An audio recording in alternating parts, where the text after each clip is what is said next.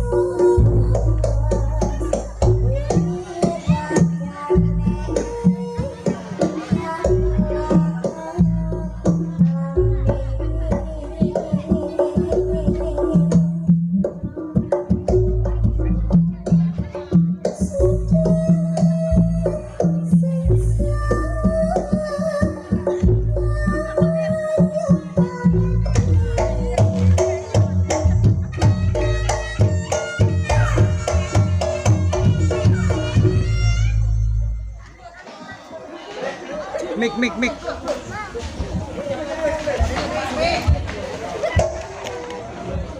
Mik Rami. Iku sama lain-lain kok li gawe piye ta. Kowe iki sing njaluk kowe kok. Wedi iki lho, ketater banget wedi. Lah iya lah jarine kowe iki njaluk boneka. Lah yo kabeh ngono kanthi proses. Ora digawe sing iso dadi no. Jepang iki mau ora ora tak potong. Oh dadi. Aku seneng dia. Heeh. Iki iki sambil menunggu kemampuane kok. Sing main kono. Aku podo nyoba iki. Gue tak gawe capek iki sih. Ora capek kroso ning capek. Dong ya. Ada jaman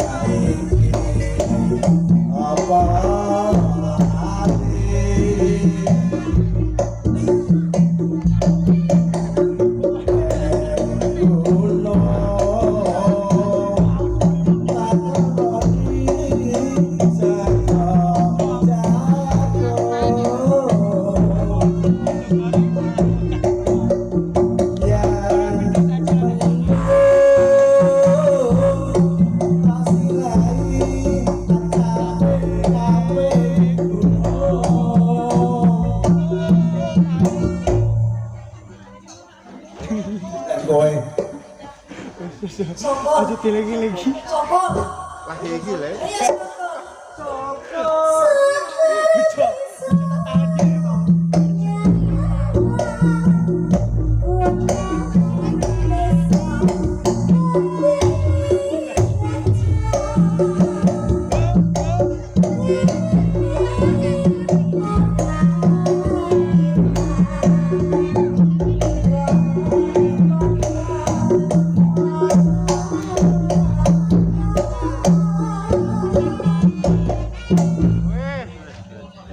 Dibuka saiki tangko. Besok wae besok. Besok. Ora malah keturun. Oh iya. Saiki. Nah.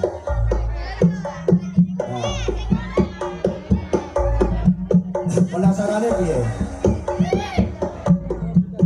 Oh sedurunge iki tak buka, kowe kudu njaluk wedok. Lho iki mau kalah kok njaluk wedok.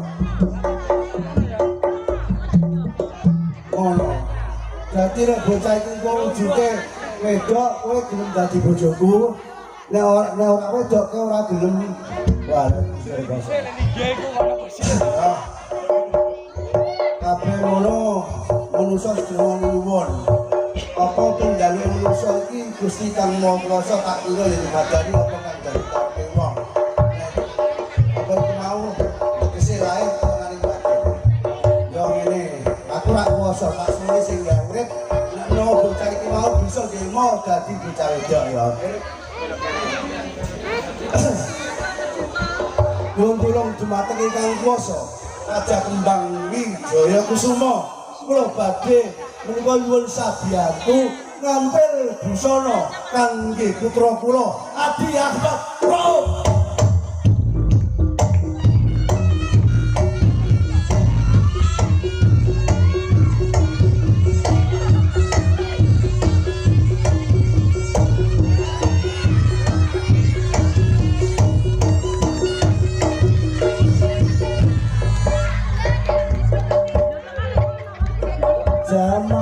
Zaman kemajuan akeh wong tuwa rapi berawan usia rata ukuran apa lorong besedan siji meneh dapur tinggal cita ditolak bertindak andalane cuma kemenyan nyatane kalah karo jangan cepat gadane tilae kok dikepuk jika ora ngono sih mbak rambut mukase wul-wulan mau kosan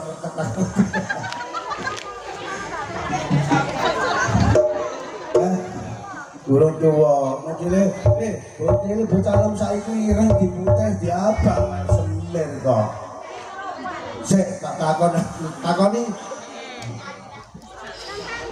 ojo sampean Rauf. Oh, aku tak melok takon ya, Op.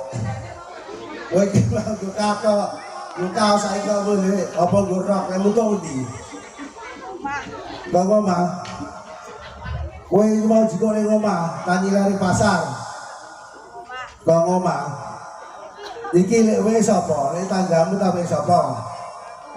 Lah kowe jenenge wong nilai iki kudune wajib balekno. Nek wong utang kudune nyaur, wis sak mestine. Berarti jujur saiki. Wong iki lah kudu baleke utang, bakal nyaur sak mestine. Mulane ngene iki ngono. Kalau kowe iki Allah, besok tukul ya Allah. Ngono. Ngono lho. Ngerti? Gambarane ngono. Kalamun ora kena kowe iku kena anakmu, putumu. Ngono. Rauf, yen ngono kowe iki blok suka cetha kowe iki ora doro, ora ngapusi ya. Nek kowe iki tembung milah ya milah, nek nyolong ya nyolong. Ora nyolong lah. Temenan.